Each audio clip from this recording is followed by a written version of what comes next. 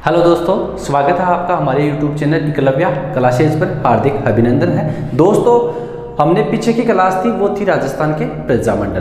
पीछे की क्लास में देखा था राजस्थान के प्रजामंडल जो आंदोलन हुए थे उनकी हमने बात की थी। आज का टॉपिक है राजस्थान का एकीकरण। एकीकरण से संबंधित जो टॉपिक है उस पर आज चर्चा करेंगे। टॉपिक है राजस्थान का एकीकरण। दोस्तों, जो राजस्थान का एकीकरण है इससे जो बेसिक चीज़ें हैं पहले हम वो क्लियर करेंगे। कहने का मतलब ये है जो उस टाइम राजस्थान में 19 जो देशी रियासतें थी उन सब को मिलाकर हमें राजस्थान का निर्माण किया गया। पूरा राजस्थान है वो पहले बिखरा हुआ था। देखें तो जैसे 19 तो रियासतें थी, 3 ठिकाने थे, एक चीफ कमिश्नर क्षेत्र था। तो इन सभी क्षेत्रों को मिलाकर एक राजस्थान, पूरा राजस्थान राज्य बनाया गया था। वो ही हमारा एकीकरण है। देखो, सबसे पहले बात करते हैं जो भारत का स्वतंत्रता जो अधिनियम था, अधिनियम यह है 1947 का। भारत का जो स्वतंत्रता अधिनियम है इसके अंदर जो धारा थी 8, धारा 8 में ये देशी रियासतें थी उनको ये अधिकार दिया गया था कि आप या तो भारत के अंदर या पाकिस्तान के अंदर या स्वतंत्र अस्तित्व में रह सकते हो। इस अधिनियम के अंतर्गत ये अधिकार दिया गया देशी रियासतों को। देशी रियासतों को यह अधिकार दिया गया। कौन सा? जो मैंने बताया है, या तो भारत में यह अधिकार दिया गया कि या तो भारत में या फिर पाकिस्तान के अंदर या फिर स्वतंत्र, खुद का स्वतंत्र अस्तित्व रख सके। ये अधिकार था देशी रियासतों के अंदर। हमारी जो देशी रियासतें थी वो थी 19 थी, 3 ठिकाने थे। उन सभी को मिलाकर एकीकरण के अंदर 7 चरणों के अंदर राजस्थान का निर्माण हुआ था, राजस्थान राज्य बना था। तो पहले जो अधिनियम था 1947 का, उसकी धारा 8 के अंदर ये पूछा गया है, यानी कहने का मतलब है ये अधिकार दिया गया है कि आप भारत, पाकिस्तान या स्वतंत्र अस्तित्व में रह सकते हो। सबसे पहले बात करते हैं एकीकरण के समय जो ब्रिटिश पीएम था, ब्रिटिश पीएम पूछा जा सकता है एग्जाम के अंदर। वैसे देखें तो जो एकीकरण का टॉपिक है इसके अंदर भी बहुत सी बेसिक चीजें ऐसी है। क्वेश्चन मानो ऐसे पूछा जा सकता है कि जो राजस्थान का एकीकरण हुआ था उस टाइम ब्रिटिश पीएम कौन थे, तो हमें यह भी जानना जरूरी है। ब्रिटिश पीएम थे क्लाइमेट एटली थे, वो इस टाइम ब्रिटिश पीएम थे। और जो भारत के गवर्नर जनरल थे, भारत के एकीकरण के समय भारत के गवर्नर जनरल वो थे हमारे लॉर्ड माउंटबेटन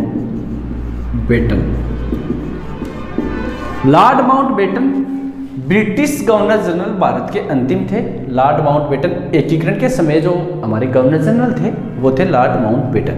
और एकीकरण के टाइम की बात करें, क्योंकि आज एकीकरण हमारा जो टॉपिक है इसमें जो भी चीज़ें हैं, जैसे ब्रिटिश पीएम कौन था, गवर्नर जनरल कौन था, इस टाइम की रियासतें कितनी थी, वो जानना बहुत ज़रूरी है। एकीकरण के समय राजस्थान के अंदर रियासत अगर पूछा जाए, रियासत थी 19 तो देशी रियासत थी और 3 ठिकाने थे और एक चीफ कमिश्नर क्षेत्र था। कौन सा? अजमेर मेरवाड़ा। चीफ कमिश्नर क्षेत्र वो कौन सा था? अजमेर मेरवाड़ा। और आगे चलकर देखा जाए, ये बातें बाद में करेंगे। 2 बात है वो मैं आपको बताता हूँ। जैसे उस टाइम रियासती विभाग की स्थापना हुई। रियासती विभाग इसलिए बनाया गया क्योंकि जो देशी रियासतें थी उनका एकीकरण किया जा सके। तो रियासती विभाग पूछा हुआ क्वेश्चन है एग्जाम के अंदर, पूछा है कि जो रियासती विभाग है उसकी स्थापना कब हुई, तो वो भी हमें देखना जरूरी है। स्थापना कब हुई? 5 जुलाई 1947। रियासती विभाग की स्थापना हुई थी 5 जुलाई 1947 को, और इसका जो अध्यक्ष था, अध्यक्ष की बात करें वो थे सरदार वल्लभ भाई पटेल। पटेल जी को इनका अध्यक्ष बनाया गया रियासती विभाग का। जो सचिव थे, इनके जो सचिव थे वो थे वीपी मेनन। कौन थे? वीपी मेनन। कहा जाता है कि राजस्थान का एकीकरण के अंदर सबसे महत्वपूर्ण भूमिका अगर कोई की है तो वो है सरदार वल्लभ भाई पटेल की। तो भारत का स्वतंत्रता अधिनियम 1947 की धारा 8 के अनुसार देशी रियासतों को ये अधिकार दिया गया कि या तो आप भारत के अंदर या पाकिस्तान के अंदर या खुद का स्वतंत्र अस्तित्व रख सकते हो। और भारत का गवर्नर जनरल पूछा जाए तो वो थे लॉर्ड माउंटबेटन थे। एकीकरण के समय राजस्थान के अंदर रियासतें मैंने बताई है 19 है, ठिकाने हैं 3 है, इनकी भी बात करेंगे। चीफ कमिश्नर जो क्षेत्र है वो है अजमेर मेरवाड़ा 1। उसके बाद रियासती विभाग की जो स्थापना थी वो थी 5 जुलाई 1947 को। अध्यक्ष थे सरदार वल्लभ भाई पटेल और सचिव थे वीपी मेनन। फिर आगे बात करें तो 3 ठिकाने कौन कौन से हैं वो भी हमें जानना जरूरी है। रियासतों का तो एकीकरण होगा, उसके साथ जो 3 ठिकाने हैं उनको भी मिलाया गया, चीफ कमिश्नर क्षेत्र को भी मिलाया गया। तो ये सभी जो चीज़ें हैं इन्हें हमें जानना जरूरी है। एग्जामिनर कैसे भी घुमा फिरा के क्वेश्चन पूछे तो अपना गलत नहीं होना चाहिए। तो देखो 3 ठिकाने कौन कौन से हैं उनकी हम बात करते हैं। 3 ठिकाने देखो, एक तो है हमारा निमराना। वो कहाँ है? अलवर के अंदर। उसके बाद देखें कुशलगढ़, ये है बांसवाड़ा के अंदर। और तीसरा है लावा टोंक, ये है। उस टाइम 3 ठिकाने थे। देखो निमराना है वो अलवर के अंदर है, कुशलगढ़ है बांसवाड़ा के अंदर। सबसे बड़ा ठिकाना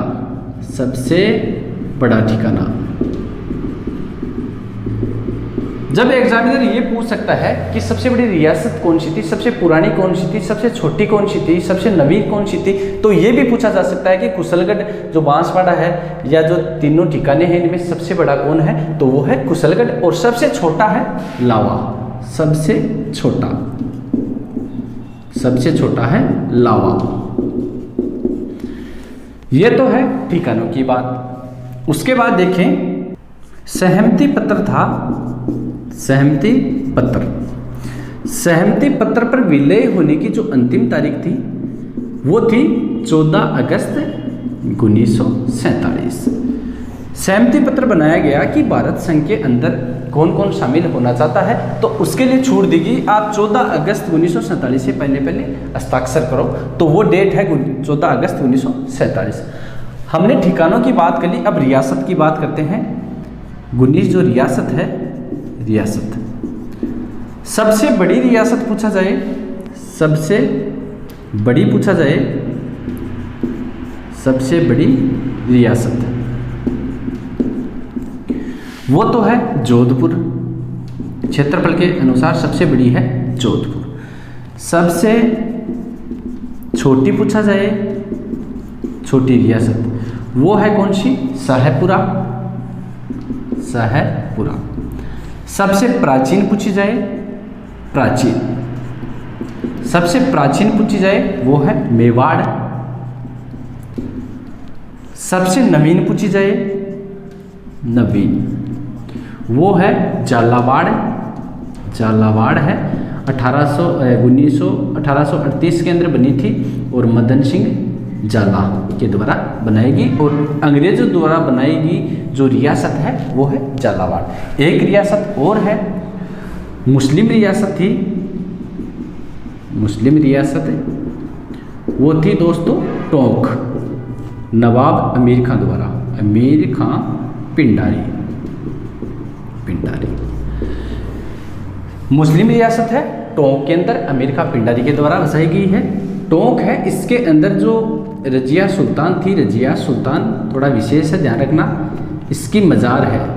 रजिया सुल्तान की अगर मज़ार पूछी जाए तो वो है टोंक के अंदर। तो हमने बात की सबसे बड़ी रियासत है वो है जोधपुर, सबसे छोटी है साहेबपुरा, सबसे प्राचीन है मेवाड़ और सबसे नवीन है झालावाड़। और जो मुस्लिम रियासत है वो है टोंक, अमीर का पिंडारी थे इसके। और रजिया सुल्तान की मज़ार पूछा जाए ये है हमारे टोंक के अंदर।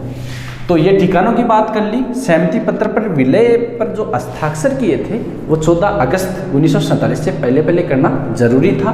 और 19 रियासतों की हमने बात कर ली है। फिर आगे देखा जाए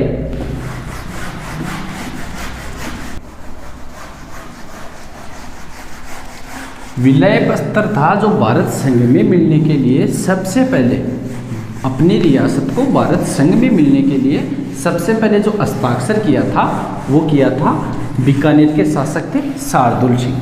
बीकानेर के शासक थे शार्दुल सिंह। अपनी रियासत को भारत संघ के अंदर मिलाने के लिए भारत संघ के विलय पत्र पर, भारत संघ का जो विलय पत्र था कि भारत के अंदर कौन कौन शामिल होना चाहता है, उस विलय पत्र के ऊपर सबसे पहले हस्ताक्षर करने वाले थे कौन? बीकानेर के शासक थे। बीकानेर के शासक, उस टाइम बीकानेर के शासक कौन थे? वो थे शार्दुल सिंह। शार्दुल सिंह। और सबसे अंतिम पूछा जाए, अंतिम वो थे हमारे धौलपुर जो रियासत है उनके शासक थे उदयभान सिंह। कौन थे? उदयभान सिंह।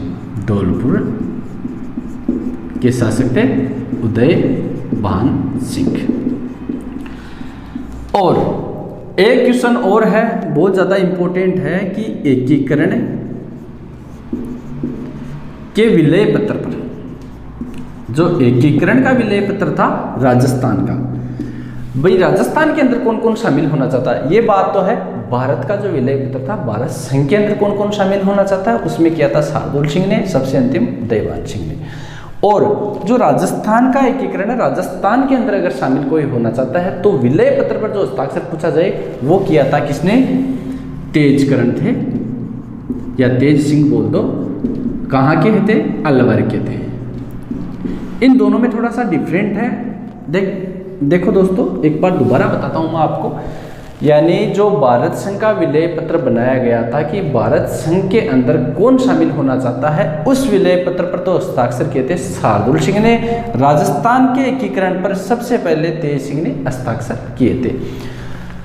भारत संघ के अंदर शामिल होने के लिए ये जरूरी था कि 3 विभाग थे, एक तो रक्षा, एक संचार और विदेशी मामले। ये भारत संघ को सौंपना था। देशी रियासतें थी उनको, देशी रियासतें थी उनके अंदर शर्त रखी कि आपको रक्षा, संचार और विदेशी मामले भारत संघ को देना है, बाकी की कार्रवाई अपने हाथों में आप रखो। कौन कौन से थे? रक्षा, संचार और विदेशी मामले। विदेशी मामले ये भारत संघ को सौंपना था। भारत संघ को ये 3 चीजें थी, ये आपको भारत संघ को सौंपनी है, बाकी की आपके ऊपर है। और उसके बाद जो रियासती सचिवालय था उसने एक शर्त और रखी कि आप अपना अलग अस्तित्व तभी रख पाओगे या तो आपकी आय 1 वर्ष के अंदर 1 करोड़ होनी चाहिए या और आपकी जनसंख्या 10 लाख या उससे अधिक होनी चाहिए। जो रियासती सचिवालय था, रियासती सचिवालय उसने उसकी जो शर्त है कौन सी है? देशी रियासतों के अंदर, देशी रियासतों के अंदर जो शर्त रखी वो पहली तो थी 1 करोड़ सालाना आय और उसके साथ 10 लाख या इससे ऊपर जनसंख्या होना जरूरी है।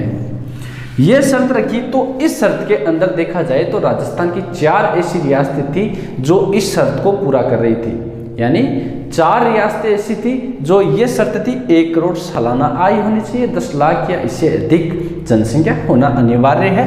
तो ये कौन कौन सी रियासतें थी? देखो, एक तो थी जयपुर जो इस शर्त को पूरा कर रही थी। उसके बाद बात करें तो थी जोधपुर और बीकानेर और एक थी मेवाड़। कौन सी थी? मेवाड़। 4 रियासतें थी जो इस शर्त को पूरा कर रही थी। ये जो शर्तें थी ना, जो कहने का मतलब है 1 करोड़ तो आय होनी चाहिए सालाना और 10 लाख जनसंख्या या इससे ऊपर होनी चाहिए। तो मैंने आपको बताया है कि अपनी रियासत भारत संघ के अंदर विलय पत्र का जो हस्ताक्षर करने वाले थे वो थे शार्दुल सिंह राजस्थान से, अंतिम थे धौलपुर के उदयवान सिंह जी। और एकीकरण, राजस्थान का जो एकीकरण है, एकीकरण का विलय पत्र है, इस पर हस्ताक्षर करने वाले थे राजस्थान के तेज सिंह अलवर के शासक थे। रक्षा, संचार और विदेशी मामले भारत संघ को सौंपना था। रियासती सचिवालय ने शर्त रखी, वो मैंने आपको बता दी है। फिर आगे चले तो जो मेवाड़ के शासक थे उस टाइम भूपाल सिंह। कौन थे उस टाइम? भूपाल सिंह। उन्होंने मालवा, राजस्थान और गुजरात के शासकों की एक बैठक बुलाई और उन्होंने कहा कि हम अपना राज्य अलग से, जो अपना राज्य है वो अलग बनाएंगे हम सभी मिलकर। ये भी पूछा जा सकता है कि उस टाइम मेवाड़ के कौन थे? तो मेवाड़ के शासक थे, के शासक कौन थे? भूपाल सिंह। भूपाल सिंह। भूपाल सिंह ने क्या किया? एक तो मालवा राजस्थान और गुजरात, इन शासकों की एक बैठक बुलाई कि अपन जो इस एरिया के हैं, कहने का मतलब ये है जो ये अपना राजस्थान है तो उदयपुर यहाँ है, यहाँ गुजरात है, तो हम सभी मिलकर यहाँ अपना एक अलग राज्य बनाएंगे, अपनी रियासत है उसको स्वतंत्र रखेंगे, अपना गुट बनाएंगे। तो ये प्रयास किया था भूपाल सिंह ने। और उसके बाद वागड़ के जो शासक थे, डूंगरपुर के शासक थे, डूंगरपुर के शासक ने वागड़ राज्य का असफल प्रयास किया। इन्होंने भी प्रयास तो किया लेकिन असफल रहा, असफल प्रयास। डूंगरपुर के शासक थे, उन्होंने ये प्रयास किया कि जो डूंगरपुर है, बांसवाड़ा, उस क्षेत्र को वागड़ बोला जाता है, तो वागड़ राज्य के नाम से अपन यहाँ गुट बना के अलग राज्य बना ले, लेकिन ये जो प्रयास था असफल था। उसके बाद देखें तो जोधपुर के शासक थे हनुमंत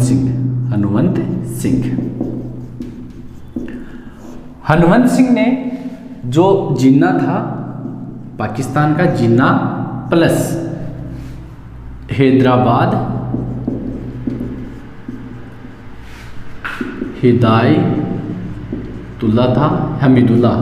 हमीदुल्ला था हैदराबाद का, हमीदुल्ला। इन सभी ने मिलकर ये जिन्ना के कहने पर ये पाकिस्तान में शामिल होना चाहते थे, लेकिन सरदार वल्लभ भाई पटेल ने हनुमंत किंकर पर काफ़ी दबाव बनाया और ये पाकिस्तान में शामिल नहीं होकर राजस्थान के अंदर शामिल हुए। तो दबाव किसने लगाया? दबाव लगाया पटेल ने। हनुमंत सिंह जिन्ना और हैदराबाद के हमीदुल्ला थे। हैदराबाद का जो शासक था वो उस टाइम मैंने बताया था कि जो नरेंद्र मंडल था, नरेंद्र मंडल 1921 के अंदर इसकी स्थापना होती है, इसका अध्यक्ष था उस टाइम। तो नरेंद्र मंडल का अध्यक्ष भी पूछे तो ध्यान रखना हमीदुल्ला था। हमीदुल्ला जिन्ना के साथ मिलकर हनुमंत सिंह दोनों कहाँ मिलना चाह रहे थे? पाकिस्तान के अंदर मिलना चाह रहे थे। पटेल ने दबाव लगाया और हनुमंत सिंह राजस्थान के अंदर मिल गया।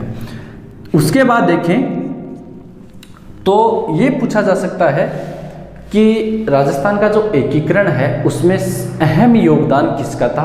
तो वो भी मैंने आपको बता दिया था कि वो था पटेल का। अलग से बताने की जरूरत नहीं है, ध्यान रखना। पूछा जा सकता है कि एकीकरण में, राजस्थान के एकीकरण में सबसे ज़्यादा योगदान किसी का है तो वो किसका है?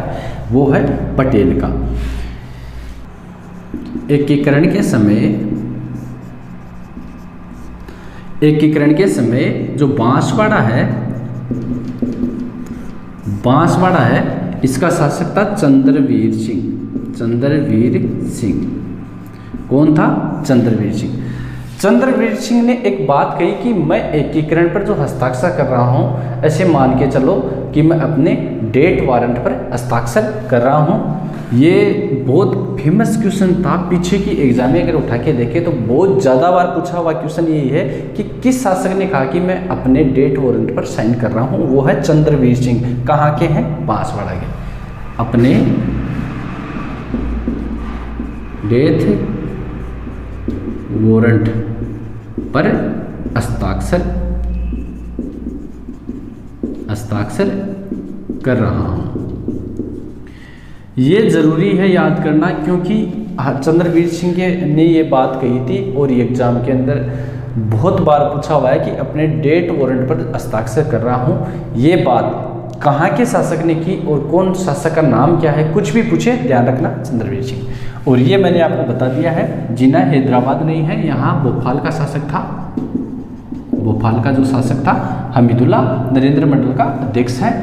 और एकीकरण है वो हुआ था कितने चरणों में? 7 चरणों में। एकीकरण कितने चरणों में हुआ? एकीकरण हुआ था 7 चरणों में।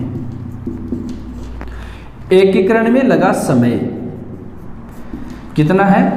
8 वर्ष 7 माह और 14 दिन। एकीकरण में जो समय लगा वो था 8 वर्ष 7 माह 14 दिन। ये जरूर याद रखना, ऐसे क्वेश्चन पूछा करते हैं एग्जाम के अंदर। और एकीकरण हुआ कितने चरणों में? 7 चरणों में। अगर बात करें तो जो सिरोही है, सिरोही इसका विलय हुआ था 2 चरणों में। एकीकरण के 2 चरणों के अंदर सिरोही का विलय हुआ था।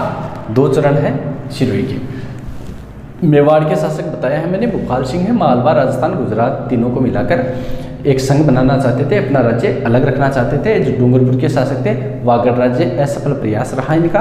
और बांसवाड़ा के थे चंद्रवीर सिंह, अपने डेट वारंट पर मैं साइन कर रहा हूँ, ये बात कहा था। और एकीकरण 7 चरणों में हुआ, समय 8, 7 और 14। इसके बाद देखें तो एक जरूर याद रखना, राजस्थान का स्थापना दिवस पूछे। राजस्थान का स्थापना दिवस, स्थापना दिवस वो है 1 नवंबर को। 1 नवंबर क्यों? इसलिए कि जो 7 चरणों के अंदर एकीकरण हुआ था वो 1 नवंबर 1956 को पूर्ण हुआ था। उसी दिन राजस्थान का स्थापना दिवस माना जाता है। और राजस्थान दिवस पूछे, राजस्थान दिवस ध्यान रखना, ये स्थापना है और ये राजस्थान दिवस है, वो है 30 मार्च को। दोनों में फर्क समझना। राजस्थान का जो स्थापना दिवस है वो है 1 नवंबर है, और राजस्थान दिवस पूछे वो है 30 मार्च। बच्चे बहुत कंफ्यूज होते हैं इस चीज़ में, आप ध्यान रखना, स्थापना और राजस्थान दिवस दोनों में फर्क है। उसके बाद बात करें तो आगे अपन शुरुआत करते हैं पहले चरण की। कौन से चरण की बात करते हैं? पहला चरण। पहले चरण का नाम था मत्स्य संघ। पहला 7 चरणों के अंदर मैंने बताया है 8 माह है, 8 वर्ष 7 माह और 14 दिन। टोटल जो समय था 7 चरणों के अंदर हुआ था। तो पहला चरण की बात करें वो है हमारा मत्स्य संघ। मत्स्य संघ ये है प्रथम चरण, ये भी ध्यान रखना, प्रथम चरण। मत्स्य संघ की स्थापना हुई कब, ये जानना जरूरी है। स्थापना हुई थी 18 मार्च 1948। 18 मार्च 1948 को जो मत्स्य संघ है इसकी स्थापना हुई थी। और इसका जो उद्घाटन है, उद्घाटन वो किया था गौडगिल ने। गौडगिल ने मत्स्य जो शब्द है, ये शब्द दिया किसने था? ये दिया था के.एम. मुंशी ने। के.एम. मुंशी ने जो मत्स्य शब्द है ये शब्द दिया था। और इसका जो विरोध है वो किया था जो भरतपुर के शासक थे, वहाँ के जो राजकुमार थे मान सिंह जी, उन्होंने इस चीज़ का विरोध किया कि हम इसका नाम मत्स्य संघ नहीं रखेंगे। लेकिन के.एम. मुंशी के कहने पर मत्स्य संघ इसका नाम रखा गया। फिर बात करते हैं इसके अंदर जो रियासत है वो कौन कौन सी है। इसको याद करने के लिए हम अंग्रेजी शब्द लेते हैं ABCD, और एक है मैंने ठिकाने बताए थे 3, तो उसमें एक है निमराना। निमराना क्यों? क्योंकि निमराना जो ठिकाना है वो है अलवर के अंदर, ये है अलवर के अंदर, और अलवर का विलय भी इसी के अंदर हो रहा है, तो इस ठिकाने को भी इसमें शामिल कर लिया गया था। देखो ए से है अलवर, बी से है भरतपुर, फिर करौली, फिर धौलपुर। देखो एक बार यहीं से देखना। अगर बात करें तो देखो यहाँ है अलवर, फिर भरतपुर, फिर धौलपुर, फिर करौली। कहने का मतलब है ये जो मत्स्य क्षेत्र था इसको शामिल कर लिया गया और एक अलग से इसका एकीकरण किया गया। शुरुआत में एकीकरण यहीं से किया गया था, जिसके अंदर अलवर था, भरतपुर है, करौली है, धौलपुर है, और जो निमराना है वो अलवर के अंदर है। इसके जो PM बने थे, प्रधानमंत्री थे PM, वो थे शोभा राम कुमावत, और इसके जो राज प्रमुख बने थे, राज प्रमुख वो थे धौलपुर के हैं। कौन थे उस टाइम? मैंने बताया था ना, उदयवान सिंह। उदयवान सिंह। उपराज प्रमुख की बात करें, उपराज प्रमुख, राज प्रमुख थे, राज प्रमुख वो है करौली के मदन सिंह, करौली के मदन सिंह है, और राजधानी वो थी, राजधानी बनाई गई थी, वो बनाई गई थी अलवर। और जो उपराज प्रमुख है वो है गणेश पाल। गणेश पाल थे करौली के, गणेश पाल। मदन पाल तो है, मदन सिंह तो है, वो उस टाइम थे 1857 की क्रांति के अंदर। और PM तो बनाया था शोभाराम कुमावत को, और उप प्रधानमंत्री अगर पूछा जाए, उप प्रधानमंत्री, उप प्रधानमंत्री कौन थे? वो थे जुगल किशोर चतुर्वेदी। जुगल किशोर चतुर्वेदी। प्रजामंडल के अंदर बताया हुआ क्वेश्चन है कि जुगल किशोर चतुर्वेदी को राजस्थान का क्या कहा जाता है, किसकी संज्ञा दी गई है? वो है जवाहरलाल नेहरू। राजस्थान का दूसरा जवाहरलाल नेहरू पूछे, वो है जुगल किशोर चतुर्वेदी। ये मैंने आपको प्रजामंडल के अंदर बताया भी था। और जो स्थल है, इसकी जो स्थापना हुई वो किस स्थल पर हुई थी? वो थी लोहागढ़, दुर्ग है भरतपुर के अंदर, वहां भरतपुर का लोहागढ़ दुर्ग की चुना कचहरी के अंदर हुई थी। दुर्ग के अंदर जो कचहरी है उसके अंदर इसकी स्थापना हुई थी। तो मत्स्य संघ की बात करें तो मत्स्य संघ की स्थापना हुई थी 18 मार्च 1948 को। और जो NV गौडगिल है, उनका पूरा नाम है NV गौडगिल, उन्होंने उद्घाटन किया। और मैंने आपको बताया जो मत्स्य शब्द है, ये शब्द ये दिया था KM मुंशी ने। इसका विरोध किया था भरतपुर के जो राजकुमार थे मानसिंह देशराज ने। रियासत ABCD, इसका मतलब अलवर, भरतपुर, करौली और धौलपुर। निमराना ठिकाना भी इसके अंदर है। PM थे शोभाराम कुमावत थे, उप प्रधानमंत्री जुगल किशोर चतुर्वेदी थे, राजस्थान के दूसरे जवाहरलाल नेहरू। राज प्रमुख थे धौलपुर के उदयवान सिंह, उपराज प्रमुख थे करौली के गणेश पाल जी। राजधानी थी अलवर के अंदर, स्थल था भरतपुर का लोहागढ़ दुर्ग। अब बात करते हैं इसकी जो जनसंख्या है, इसका जो क्षेत्रफल है, उनकी हम बात करते हैं आय की। क्यों? क्योंकि जो पिछली पटवार की एग्जाम थी उसके अंदर पूछा हुआ क्वेश्चन है कि मत्स्य संघ की आय कितनी थी।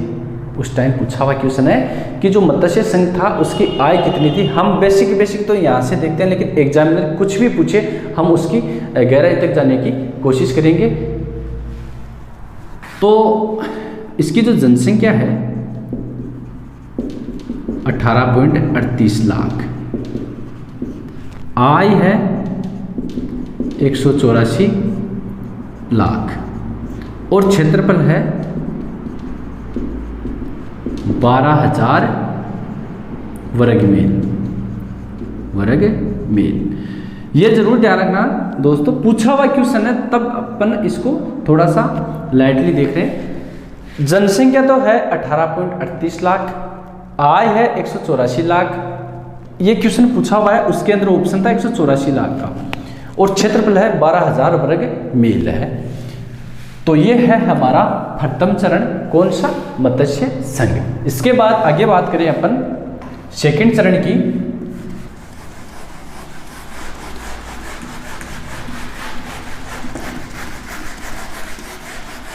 सेकंड चरण है पूर्व राजस्थान। कौन सा है? पूर्व राजस्थान। वो हुआ था 25 मार्च 1948 को। कब? ये 18 मार्च, वो 25 मार्च 1948 के अंदर हुआ था। तो उसकी बात करते हैं। पूर्व राजस्थान, द्वितीय चरण। द्वितीय चरण ये हुआ था कब? वो 18 मार्च को, और ये 25 मार्च 1948। 25 मार्च 1948 को हुआ था उद्घाटन। उसका बताया था एनवी गॉडगिल है, और इसका भी उद्घाटन किया था एनवी गॉडगिल ने। इसके अंदर जो रियासत है उनकी बात करें तो देखो, एक सूत्र है, लिखो आप, बाबू जाड़ो किको प्रेसाटो और लावा जो ठिकाना है वो बाबू जाड़ो किको प्रेसाटो। बांसवाड़ा, बूंदी, बाबू जाड़ो, झालावाड़, जाड़ू, बाबू जाड़ो किको प्रसाटो, डूंगरपुर, किशनगढ़, कोटा, प्रतापगढ़, शाहपुरा और टोंक। ये रियासतें इसके अंदर एकीकरण के अंदर शामिल होती हैं। मैंने बताया है बाबू जाड़ो किको प्रसाटो, बांसवाड़ा, बूंदी, झालावाड़, डूंगरपुर, किशनगढ़, कोटा, शाहपुरा, टोंक और प्रतापगढ़ है। इसकी जो राजधानी वो बनाई गई थी कोटा को, और राज प्रमुख भी कोटा। क्यों? इसके अंदर अगर देखा जाए इन सभी रियासतों में तो सबसे जो शक्तिशाली शासक था वो था कोटा का, तो राज प्रमुख भी वहीं का बनेगा। राज प्रमुख थे भीम सिंह जी और उपराज प्रमुख